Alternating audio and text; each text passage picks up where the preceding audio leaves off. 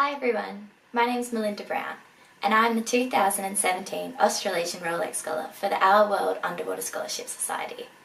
My year this year has a really large focus on two different fields, coral biology and cetacean ethology.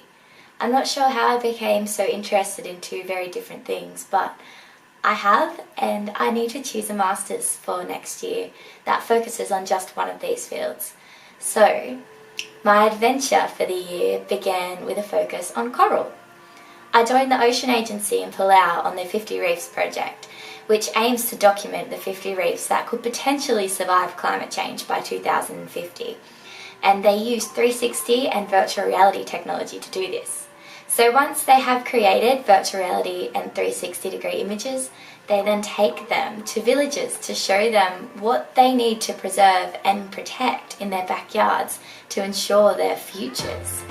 I was so lucky to join them on this project and assist with their maiden voyage in Palau, and I really learnt a lot about photography. I wish I could have stayed longer in Palau, however I had a ticket booked to Bali where I was going to join the Australian freediving champion Adam Stern on his deep week. I'd always loved freediving, however I'd never been confident pushing myself past 20 metres because I hadn't received any formal training. So this opportunity was really incredible for me. Within 3 days I reached 30 metres on a single breath, and I really learnt my limits when it comes to freediving. We spent an afternoon diving the Liberty wreck, where I had the opportunity to test the new skills that I'd learnt. We were able to dive down into the belly of the wreck without bulky scuba gear and still explore the underwater world, but in a completely different and silent way. It was something I wasn't used to, but it's something that I learnt to love very quickly. I did learn though that my good habits for scuba diving are actually bad habits for freediving.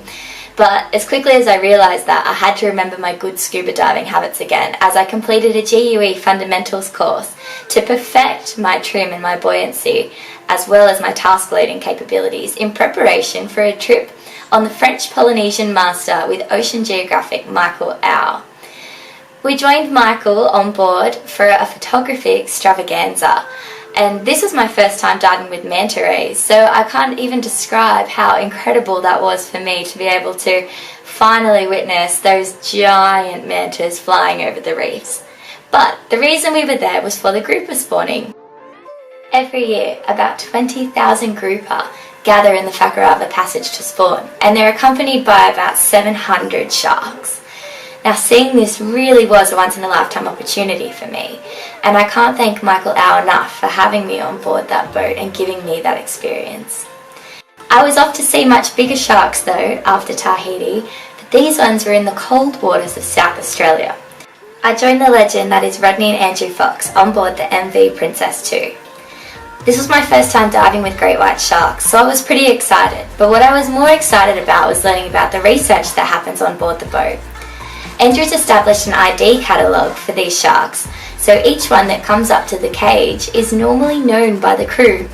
Now this is really awesome because that helps aid conservation methods for these sharks, and seeing as their numbers are declining, it's really important to learn about research like this. It's a video, so you have to be real excited. Are we all pointing in the right place? Yeah, look scared. Oh no! After 3 weeks, however, in the cold Neptune Islands, I was ready to thaw out, so I headed back to my old conservation dive school in Thailand. New Haven Conservation Dive School is one of the most incredible facilities I've ever been to, and they do such amazing work in regards to coral rehabilitation. I joined them on their coral projects to hitch some broken coral fragments to structures, as well as assist crown of thorns removal and Drupella snail removals. My stay there was short, but I was on to one of the biggest moments of my life. I joined photographer Scott Petit in Tonga for the humpback whale migration. I never thought I would have this opportunity, and having an interest in whale behaviour, this was truly a dream come true for me. Watching them in the water was incredible. The size of the whales is unfathomable. You don't believe it unless you're in the water with them.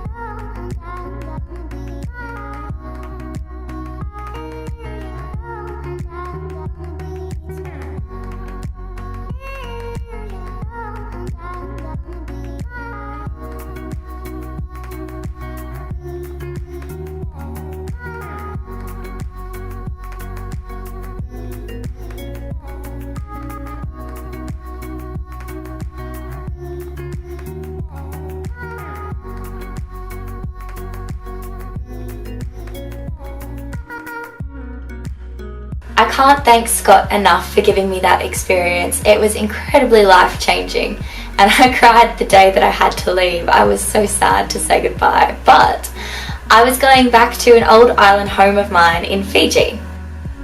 I joined Mako Adventure Divers in Fiji with my coordinator Jane Jenkins and the European scholar May Doricott. I couldn't have asked for a better dive crew to do these amazing dives with, and the sharks couldn't have been more photogenic if they tried.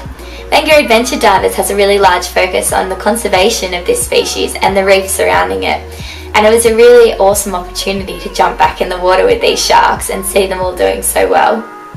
I was off to colder weather, this time in Scotland.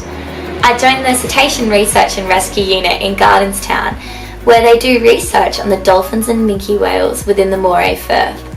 We did get to see both of these species and collect data on both of these species, so it was a really amazing opportunity for me to see how a research team like that operates in regards to data collection and analysis. I've been involved in a few projects in Scotland, such as the Cardigan Bay Marine Wildlife Centre, where I assisted them in Newquay to collect data on the dolphin population that lives there, as well as some seals. And from there I travelled to Brighton, where I completed my Responsible Whale Guide course through the World Cetacean Alliance. And then I headed back to Scotland for something not so glamorous but equally as important, where I completed an ecological niche modelling course using the statistical program R. All of these experiences are so valuable to me as a scientist, and I can't thank everyone enough for allowing me to join their projects. This wouldn't be possible without the help of course, Rolex and the Our World-Underwater Scholarship Society, and I wouldn't be able to dive without the help of my beautiful dive sponsors, Tusa and Waterproof, and I wouldn't be able to document all of this without Reef photo and video. So thank you so much everybody who's helped me along my way. I'll let you in on a little secret. I am definitely leaning towards cetacean research, but coral could win me back, so we'll wait and see what happens in the next 6 months.